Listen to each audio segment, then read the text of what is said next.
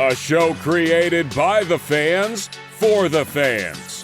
We are your home for Ohio State football coverage all year long. The Scarlet and Gray Podcast, a Network 216 production. Live weekdays on the Network 216 YouTube channel. Send us all your questions and comments on Twitter at @VSG_podcast. Now, here are your hosts, Tyler Johnson, Jordan Dalton, and Nick Leisure. Good morning, Buckeye Nation, and welcome to this episode of the Scarlet and Gray Podcast. I am Tyler Johnson, joined as always by Nick Leisure and Jordan Dalton. Gentlemen, it's been a little while since we have had the opportunity to talk some Ohio State football, but finally, after a couple months, Ohio State football is back. How are you guys feeling this morning? I'm ready. It's been a long off season, dude. Like, I feel like we haven't talked to our people in a long time. So I'm just happy to be back on the airwaves with you guys and ready to talk about a great season we're going to have. Took a little summer break. Huh? So took a little summer break, got some big life moves and just got busy, and now we're back, football season. Absolutely. So appreciate everyone that has basically tuned in to our Twitter account. That's where we've been posting the majority of anything that we've been doing as far as like any recruiting updates, Buckeye news. It's all been on Twitter at the SG_podcast. So give us a follow if you already aren't doing so. But we're so happy to be back with you guys. And we do have Ohio State football here this afternoon. Kind of a weird time. 4:25 kickoff as Ohio State welcomes in the Akron Zips. Before we kind of talk about the game, guys, we did have some news from Ryan Day. So Will Howard is going to be the starting quarterback for Ohio State. I know that doesn't surprise me. When you guys heard that news, were you surprised it was Will Howard? Were you kind of surprised it took this long to name a starter? How'd you guys take the news of Will Howard being the starting quarterback this year? I mean, we brought him in for a reason, right? I mean, we kind of gave him all that cash. And to be honest, Will Howard didn't come here as a fifth-year guy to be the backup. Like, He came here with the expectation to start and to play right away. And so, I mean, I'm not saying I'm shocked, but, I mean, they definitely made him earn it. Like, I know he had to earn it in the spring. He still had to get his black stripe removed, all that stuff. So, I mean, he went through all the steps as, like, a guy that was an underclassman, but I mean, we pretty much all knew that he was going to be the guy the whole time. Yeah, and I think the quarterback competition really came down to who was going to be the backup more so as the starter.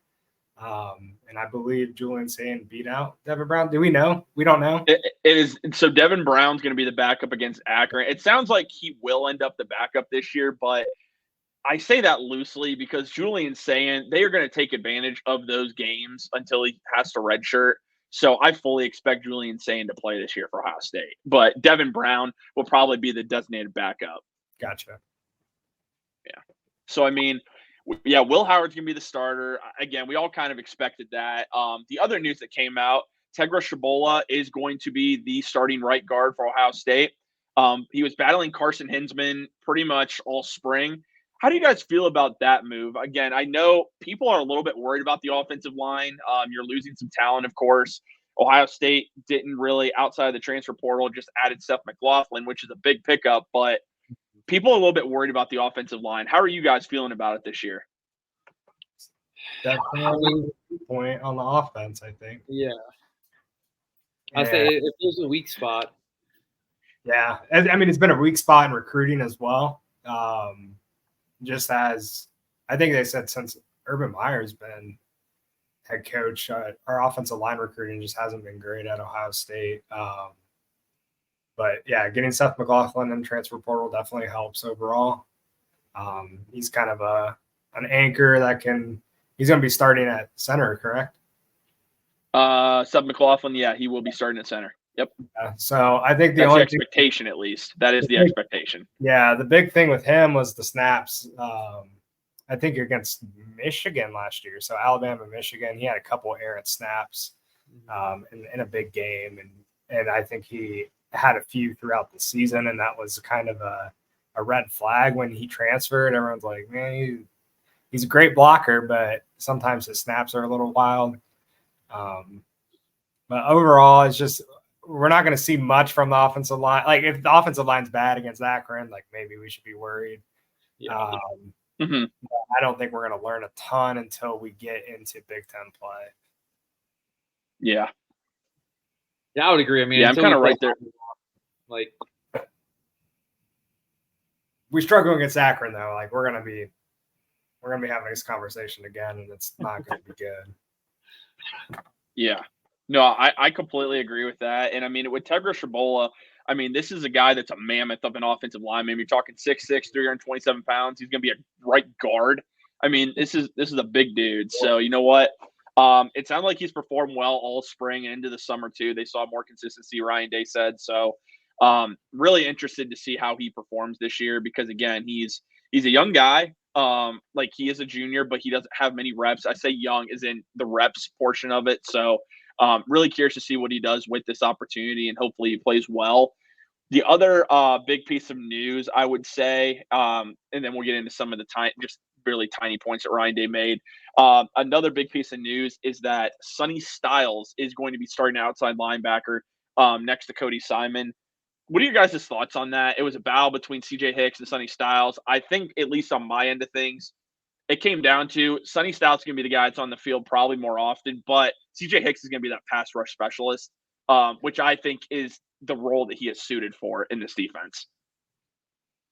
See, Hicks is going to play. I mean, that's kind of like what we were expecting. But I mean, with the experience that Sonny has had in the last year or so, and I mean, it's nice that he can finally play his true position at linebacker. He doesn't have to be back in the secondary as much, so he can kind of pin his ears back and just kind of see ball, hit ball type deal. And I mean, with how athletic and talented Sonny Styles is, you got to find a way to just kind of keep him on the field as much as you can, I think.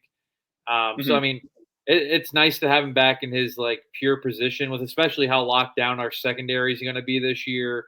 It's nice that our linebacking core will kind of be right there with him too, with some solid guys that have some game experience.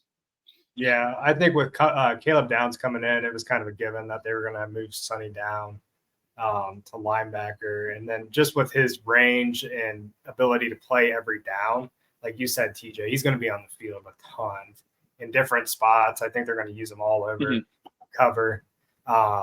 He's just going to be that Swiss Army knife for the defense. So, yeah, definitely not shocked he got the nod to start. Yeah. And again, I'm all for it. The fact that he's learned the position so quickly is really impressive. Again, learning from James Laurinaitis. Just some other pieces of news that obviously are probably relevant to cover here on Saturday morning that Ryan Day talked about. It sounds like when it comes to punt returns, that's going to kind of be a little bit by committee. They're looking at more of Emeka Egbuka and Brandon Enos for that. When it comes to kick returns, we're looking at Jaden Ballard again, of course, and Cardinal Tate. What are your guys' thoughts on that? I mean, personally for me, man, like I have nothing against Jaden Ballard. I don't know. I have yet, like, this guy's supposed to be one of the fastest guys on the team, and clearly they want to find a way to give him the ball.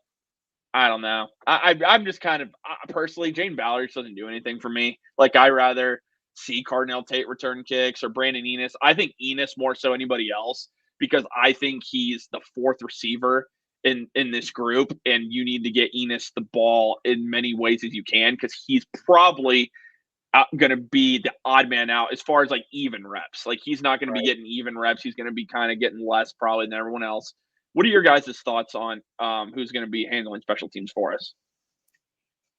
I mean, I think we kind of all wanted to see Caleb Downs return punts, didn't we? I mean, you saw what he did last year at Alabama. I mean, I know he had that one of like an 80-yard return, like just the electricity with when he has the ball in his hands. It's like you kind of were. I mean, and that was all the hype too. As soon as the announcement came, it was like, holy crap! So not only is he a stud on defense, but he can return kicks, and we'll actually have someone that is willing to return kicks. So I mean, I feel like last year, and even in the last couple of years, we just haven't had anything in the return game. It's just been fair catches or not even catching the ball at all. And it's just like you need to make special teams a weapon. And I mean, don't get me wrong, the guys that they're going to choose to go back are, I mean, they're obviously athletic and they have talent. They can make people miss. But I was kind of hoping Caleb Downs would would get the nod to kind of return some kicks for him this year. Yeah, I think I agree with you, TJ. Jaden Ballard's fast, but he just doesn't have that it factor when it comes to returning kicks. So definitely excited to see Carnell Tate, see what he can do back there. Did he return some kicks last year? I don't think if he did, it wasn't many. I can't even remember because there wasn't anything to note, It was mainly Jaden Ballard, but he never did anything. Yeah. Like he wouldn't even catch the ball half the time, I feel like. I think he muffed one and the rest, dude, he fair caught so many. Like, and listen, I get as a returnman, if you want someone back there to just field the ball, okay, like, sure. But, dude, give yourself a spark. Put someone back there that's going to make a play for you. That's what you want. I mean, Emeka returning punts is pretty cool. That'd be cool.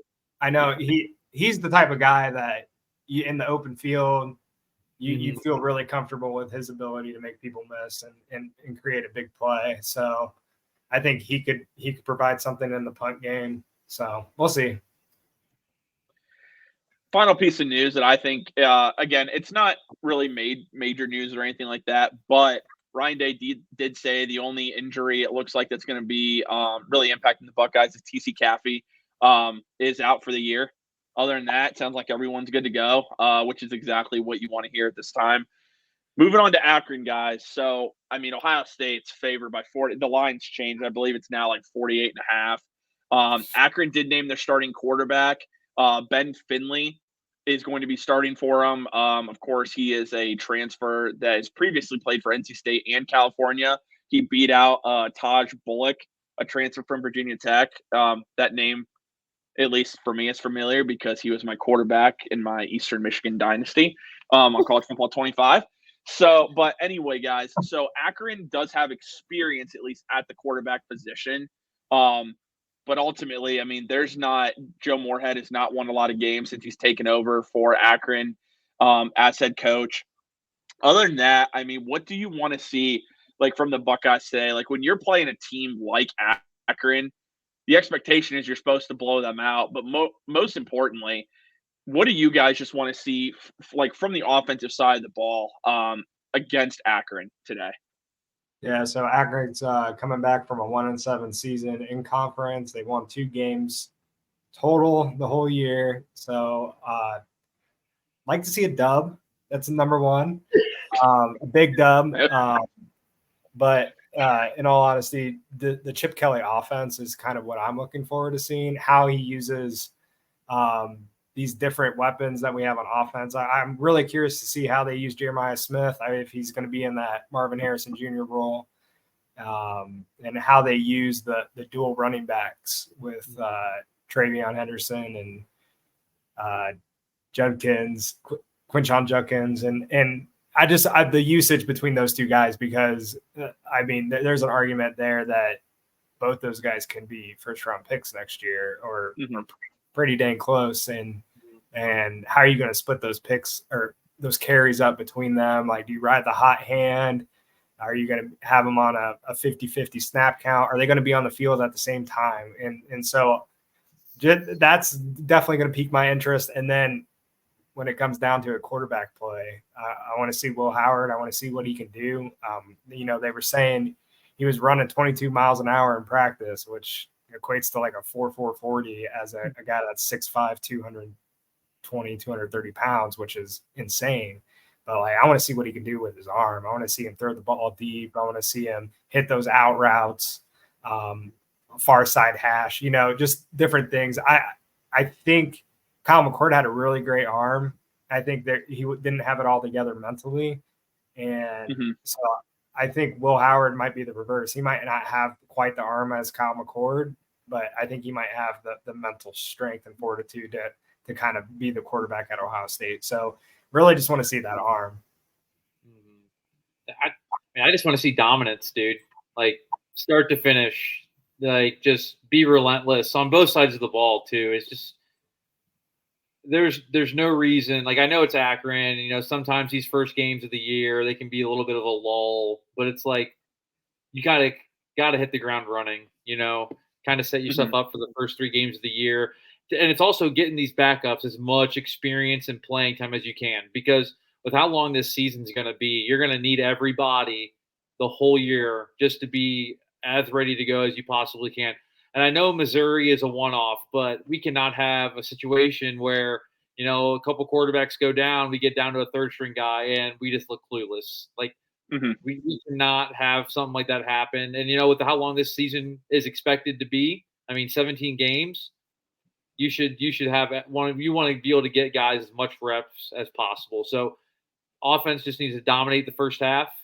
And then, maybe Devin Brown comes in, plays the third quarter. Give him the full complement of the offense. Don't dummy it down, hand the ball off, run the clock kind of thing. Yeah. Run the full complement like this is a 0-0 game. Because that's what I hate when you bring the backups in. It's vanilla.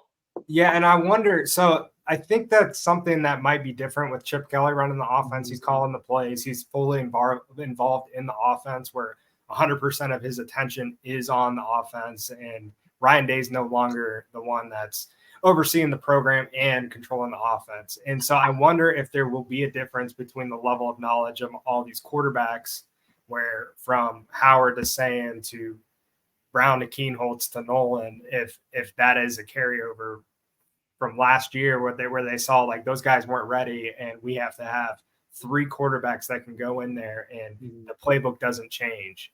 Right.